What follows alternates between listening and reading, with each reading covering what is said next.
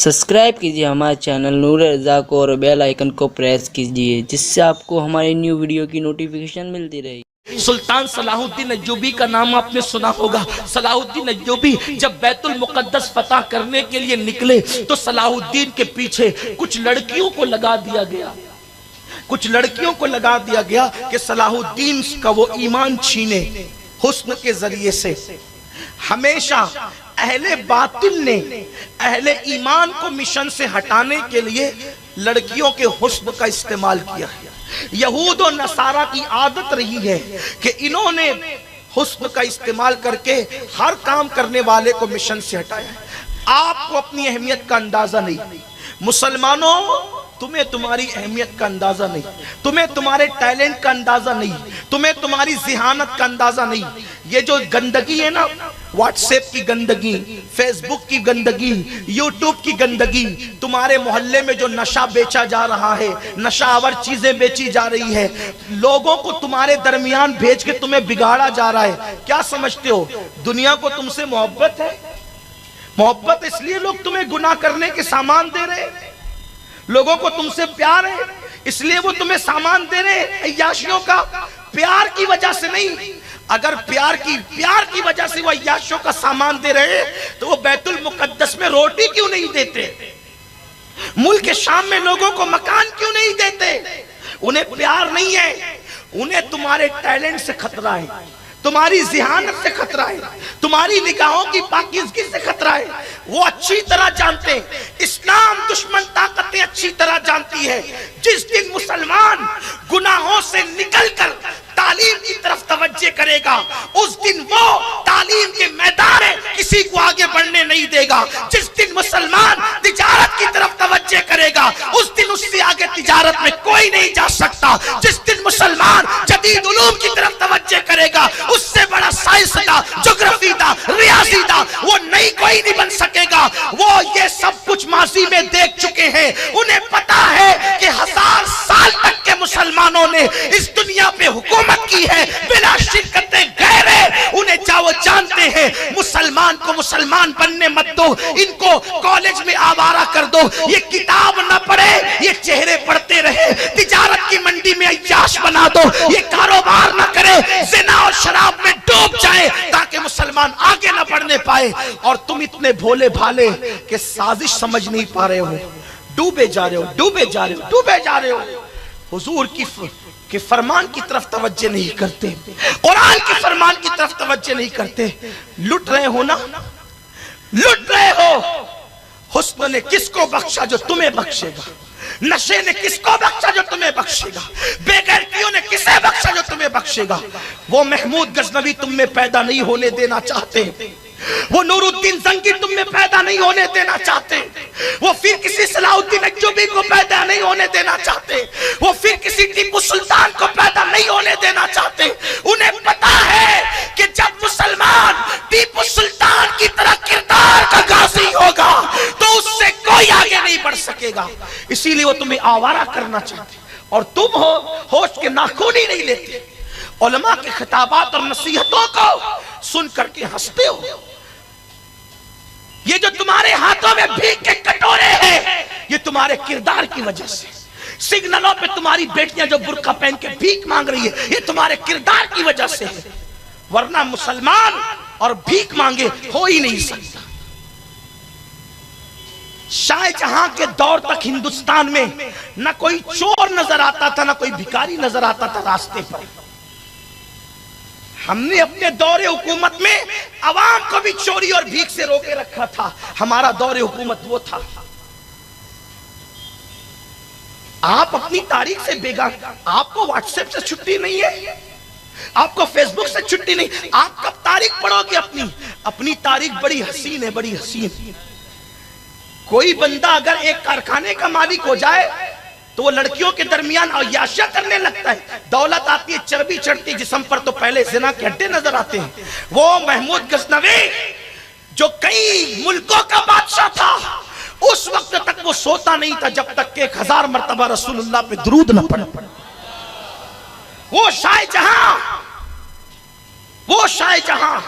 जिसकी दिल्ली की जामा मस्जिद और लाल किला आज भी उसके नाम से जगमगा रहा है, उसकी कभी असर की सुन्नतें गैर मौकेदा भी तर्क नहीं हुई।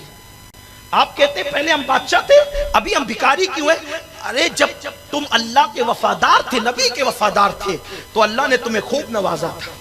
अब तुम अय्याशियों के अड्डों पे चले, 16-16, 17-17 साल के लड़के गली में बिल्लियों की तरह ऐसे घूमते जैसे बिल्ली छिछड़े की तलाश में। क्या फिक्र हो गई अपनी, क्या ज़हनियत होगी अपनी? फिक्र तो यह है मुस्तकबिल में होगा क्या। इसलिए कि आज बेटा बिगड़ता है तो माँ बाप रो रो के दुआ करते अल्लाह मेरे बेटे को सुधार दे, लेकिन आज के लड़के तो अय्याश हैं। अब आइंदा नस्लों को जो माँ बाप मिलेंगे वो अय्याश माँ बाप मिलेंगे, उन बाप है। ये आज की बेटियां कल की माँ है। और याद रखना, जब तक मां परहेजगार नहीं होगी, हिंदुस्तान की जमीन कभी टीपू सुल्तान को नहीं देख सकती। क्योंकि टीपू सुल्तान की बहादुरी का राज किसी ने उससे पूछा था तो सुल्तान ने कहा था मेरी मां वो थी जिसने मुझे कभी बेवजू दूध नहीं पिलाया, इसीलिए अल्लाह ने मुझे इतनी बहादुरी अता की।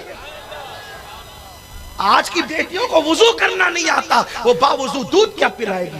वो तो सीरियल देखकर, फिल्में देखकर दूध पिला रही है। तुम अल्लाह का कुछ नहीं बिगाड़ सकते। जितने बदकार बनोगे अपना बिगाड़ोगे। जिना करने से उम्र कम होती है, रोजी कम होती है, इज्जत कम होती है। गुनाह करने से अल्लाह बरकतें उठा लेता है। अल्लाह रसूल का कोई कुछ नहीं बिगाड़ सकता। माज़ अल्लाह अलियाज़ु बिल्लाह, अल्लाह की पनाह अल्लाह ना करे पूरी दुनिया याश हो जाए फिर भी मेरे रब की शान में कोई फर्क नहीं आएगा, और पूरी दुनिया सजदा करने लगे फिर भी अल्लाह की शान में कोई फर्क नहीं। वो घटने बढ़ने से पाक है, हर आन उसकी नई शान है। इसलिए होश के नाखून लो, आवारगी से बचो, पाक दामन रहो, निकाहों को आवारा होने से बचाओ, हया वाले बनो, गलत दोस्तों की सोहबत से बचो। कहने लगा था कि सलाहुद्दीन के पीछे लड़कियां छोड़ी गई, इसको इसके मिशन से हटाओ, क्योंकि सलाहुद्दीन बैतुल मुकद्दस फतह करने गए थे। और आज भी हमारे पीछे हुस्न को छोड़ दिया गया, चाहे लड़कियों के पीछे लड़के हो या लड़कों के पीछे लड़कियां हो। मेरे भाई, आप कहते हैं इश्क और मोहब्बत, मैं कहता हूं इस वक्त तो दुनिया में सबसे ज्यादा तो इश्क और मोहब्बत ही महंगे हैं। इतने दिल वाले कहां से निकल के आए, जमीन से निकले कि आसमान से उतरे, जिसको देखो वो इश्क कर रहा है, वो इश्क कर रहा है। अरे अगर दिलों में इतना इश्क होता तो माँ बाप रोते नहीं। अगर तेरे दिल में इतने ही इश्क का दरिया ठाटे मारा है तो जा तेरी माँ से मोहब्बत कर, तेरे बाप से मोहब्बत कर। वतन में माँ बाप तरस रहे हैं और यहाँ ये इश्क मोहब्बत के नाम पे गिफ्ट दे रहे हैं। ये इश्क नहीं, अगर इश्क होता तो वो पहले अपने माँ बाप से करता ना, किसी लड़की से क्यों करता? और किसी लड़की के दिल में इश्क का दरिया होता तो वो अपने माँ बाप और भाई बंदों से करती ना, वो किसी गैर से क्यों करती? ये इश्क नहीं, ये नफसानियत है, ये शैतानियत है, जिसको फिल्म और सीरियल और आज का जदीद दौर आम करने की कोशिश कर रहा है। बच्चों, बहुत नुकसान उठाओगे, बहुत नुकसान उठाओगे। इश्क इतना सस्ता थोड़ी होता है, इश्क इतना आसान थोड़ी होता है। लोग कहते हैं यार लैला मजनू ने इश्क किया, मैंने कहा गलत। लोग कहते हैं लैला मजनू ने इश्क किया, मैंने कहा गलत। लैला का कोई वजूद हो तो बताओ। मजनू जिसे कैस कहते हैं एक मजजूब का नाम है, वो ला इलाहा अल्लाह का जिक्र करता था। लोगों ने उस ला इलाहा को उस मजजूब से लैला लैला सुना, लैला ही लैला कर दिया। लोग सुनते कुछ है, बोलते कुछ है। वो ला इलाहा को लोग लैला कहते हैं। वरना मैं पूछना चाहता हूं, बताओ कोई लैला हो तो, कभी मिली हो तो बताओ। ला इलाहा को लोगों ने लैला कहना शुरू किया और आज तक लैला ही लैला चल रही है। वो अपने यार की मोहब्बत में कलमा पढ़ता है। शीरीन और फरहाद को देख ले, एक एक दास्तान इश्क का अगर जायजा तनकीदी तौर पे लिया जाए अभी औकात खुल करके समझ में आ जाए। लेकिन मेरे पास टाइम भी नहीं है और इतनी बात भी मैं नहीं करना चाहता, वक्त भी नहीं है। इंशाल्लाह फिर कभी मौका मिला तो इश्क मजाजी के हवाले से बात करेंगे, उसकी हकीकत क्या है। जिसने किया तबाह हुआ, जिसने किया तबाह हुआ, इसलिए कि नाजायज में नाजायज काम में लज्जत तो मिल सकती है मगर इज्जत नहीं मिल सकती। नाजायज और हराम कामों में थोड़ी देर की लज्जत मिल सकती है, इज्जत कभी नहीं मिल सकती। इज्जत कहाँ है? कुरान कहता है वलिल्लाहिल इज्जत वली रसूलिही वलिल मुमिनीन। इज्जत तो अल्लाह के लिए है, रसूल के लिए है और नबी के गुलामों के लिए है, मिशन से हटाने के लिए। इसलिए तालीम की तरफ तवज्जो दो। कॉलेज में किताबें पढ़ो, चेहरे ना पढ़ो। तिजारत की मंडियों में पाक दामनी के साथ कारोबार करो, अय्याशियां न करो। नशे की तरफ, जिना की तरफ, बेहयाई की तरफ और मोहब्बतों की तरफ न जाओ। यार मोहब्बत ही करना है तो मस्जिद के इमाम से कर, मोहब्बत ही करना है तो सादात से कर, मोहब्बत ही करना है तो मशाइख से कर, मोहब्बत ही करना है तो मज़ारात से कर। इसमें फायदा भी है। ये क्या मोहब्बत के नाम पे झूठी दुकानें लगा रखी है जो तबाही के सिवा कहीं और नहीं ले जाती। धोखेबाजों से लोग मोहब्बत कर रहे हैं। वो बेचारा हीरो जिसको आप हीरो कहते हैं, उसकी औकात ही कुछ नहीं। वो एक फिल्म में किसी और के साथ काम करता है, दूसरे में किसी और तीसरे में किसी और के साथ। आपने जिंदगी इसको समझ रखा है। जो फाहिशा औरत से भी ज्यादा बदतर हो, फाहिशा औरत तो छुप कर चार दीवारी में ज़िना करवाती है, हीरो तो स्क्रीन पर आकर कैमरे के सामने ज़िना करता है। इतना बदकार है, आपने उसको आइडियल बना रखा है। इतने आवारा को, इस कदर बदकार इंसान को।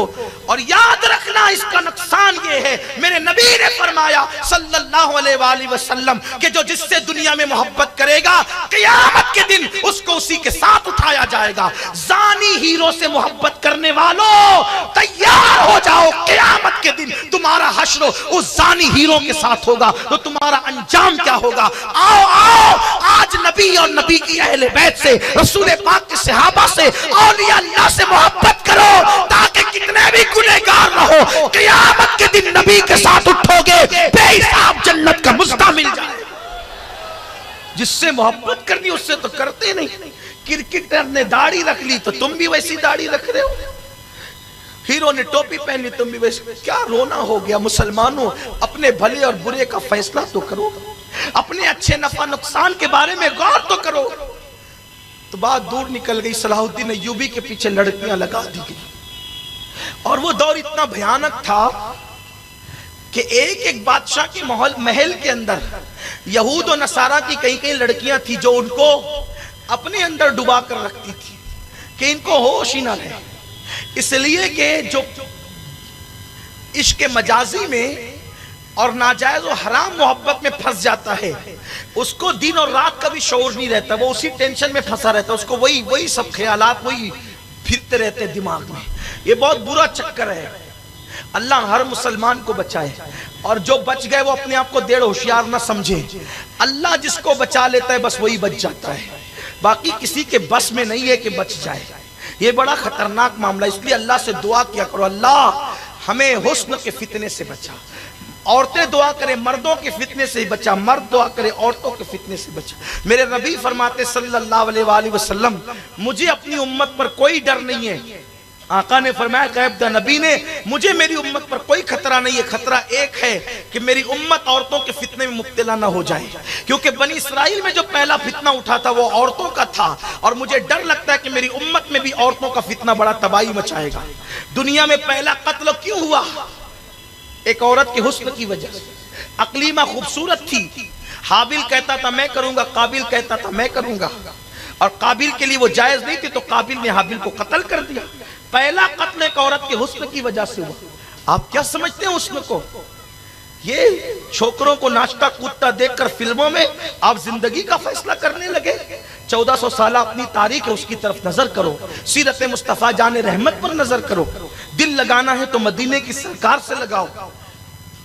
तो सलाहुद्दीन अय्यूबी एक दिन शिकार करते करते करते दूर निकल गए जंगल में। साथी भी छूट गए थे। शिकार भी बड़ी अजीब चीज होती है। आदमी जब शिकार का शौकीन होता है, हम देखते हैं कि मछलियों का शिकार करने वाले पूरी पूरी रात दरिया के किनारे बेचारे बैठे होते हैं। हालांकि बंदा अगर जितनी मेहनत वहां कर रहा है शौक से शिकार करने के लिए, वो 5 मिनट में 1 किलो मछली खरीद के घर ले जा सकता है, लेकिन पूरी रात बैठा होता है, फिर भी कभी हाथ आती कभी नहीं आती। लेकिन शौक है लोगों का, उस पर मैं तफसीरा नहीं करना चाहता। पहले भी दौर में ये था कि बादशाह लोग जब जंगों पे निकला करते थे तो वो शिकार करते थे ताकि ज़बा करके खाएं। बहादुरों की अलामत थी शिकार करना। और निकलते निकलते शिकार की धुन इतनी पक्की होती थी कि आदमी आगे आगे निकलता तो सब एक दूसरे को छोड़ भी देते थे। सलाहुद्दीन के साथ ऐसा ही हुआ। सलाहुद्दीन निकल गए आगे आगे आगे आगे, अकेले रह गए, छूट गए। जब बहुत अंदर गए तो क्या देखा, घने जंगल में एक लड़की खड़ी है। सलाहुद्दीन ने लड़की को जंगल में देखा, उसके पास पहुंचे, पूछा कि क्या बात है। तो कहा कि मैं सफर में जा रही थी, डाकुओं ने मुझे लूट लिया और यहां ला करके फेंक दिया। अब मुझे किसी मर्द की मदद की जरूरत है। सलाहुद्दीन ने कहा चलो हम तुम्हें जहां चाहोगी पहुंचा देंगे। लड़की ने चंद कदम साथ चले, अल्लाह की तरफ से इम्तिहान और आजमाइश में मुब्तला हो गए। काली काली घटाएं छा गई। जब काली घटाएं छा गई तो जोर की बारिश होने लगी। अब जंगल में इतनी जोर की बारिश हुई, जंगल की बारिश ही जोर की होती है, बड़ी खतरनाक बारिश होती है जंगल की। शहर में रहने वालों को क्या पता जंगल की बारिश किसे कहते हैं। तो जंगलों की बारिश झेलते उन्हें पता है कि जंगल की बारिश क्या होती है। सर पे टपकने वाले कतरे ऐसे लगते हैं जैसे किसी ने कंकर मार दी हो, इतनी जोर की बारिश होती है। बिला मुबालगा कह रहा हूं, लोगों को पता है जो जंगल की बारिश झेल चुके हैं। जैसी बारिश शुरू हुई, सलाहुद्दीन का उस लड़की ने हाथ पकड़ा और दौड़ी और के बाद देखा कि सामने गार था। सलाहुद्दीन गार में घुसे, वो भी गार में चली गई। जैसे गार में पहुंची, खूब जोरदार बारिश हो रही थी। सलाहुद्दीन ने ठंडी से बचने के लिए आग जलाया। जैसे आग जलाया और गार के अंदर रोशनी हुई, ये लेट गई और लेट करके हाथ का तकिया बनाकर सलाहुद्दीन से बातें करने लगी। आप अच्छी तरह जानते हैं मैं इसके कासी किस मुंह से करूं, क्योंकि बड़े छोटे बच्चे, माँ बहनें सब मौजूद हैं। लेकिन इतना जरूर कहूंगा कि अगर आग जल रही हो और सामने कोई खूबसूरत मौजूद हो तो उसका हुस्न कैसे बला का नजर आता है, उसकी हुस्न में कितना इजाफा होता है। वो हसीनों को भरपूर रोशनी में देखने का वो लुत्फ नहीं आता जो मध्यम रोशनी में इंसान का हुस्न में इजाफा हो जाता है। जब मध्यम रोशनी होती है तो हुस्न में बड़ा इजाफा हो जाता है। अल्लाह अकबर। तो वो लड़की आग की रोशनी में उसका हुस्न को चार चांद लग गए। सलाहुद्दीन से वो बातें करती रही, बातों में लगाती रही। बहुत देर गुजरी तो उस लड़की ने खामोशी से कहा, सलाहुद्दीन जंगल है, गार है, कोई देखने वाला नहीं है, क्या तुझे मेरा हुस्न मुतासिर नहीं करता? एक लड़की इतनी खूबसूरत हो और एक जवान मर्द हो, आग जल रही हो, बारिश का मौसम हो और सावन बरस रहा हो, आप मेरी तरफ हाथ भी नहीं बढ़ाते? क्या आपको मेरा हुस्न मुतासिर नहीं करता? आपका हुस्न मुझे, आपको, अब मेरा हुस्न आपको अपनी तरफ दावत नहीं देता? सलाहुद्दीन अय्यूबी ने बहुत जुर्रत के साथ ये जुमला कहा, हुस्न उसको मुतासिर करता है जो हुस्न को देखता है। अल्लाह की इज्जत की कसम, मैंने अब तक के तेरे चेहरे पे नजरें जमा कर देखा भी नहीं। जब मैंने तुझे देखा ही नहीं तो मुझे हुस्न क्या मुतासिर कर सकता है? तो उस लड़की ने कहा, तो क्या आप मुझे देख नहीं सकते? कहने लगा कि जिसकी आंखों में मदीने वाले के जलवे बसे हों, फिर वो किसी और को देखना अपने महबूब के हुस्न की तौहीन समझता है। ये हमारी फिक्र थी, तभी हम कामयाब थे। आज तो जिधर देखा उधर नजरें जमा दी, जिधर देखा उधर दिल देने की बात करते हैं। नहीं, इससे बहुत बड़ा नुकसान है, इसमें बहुत बड़ी तबाही है।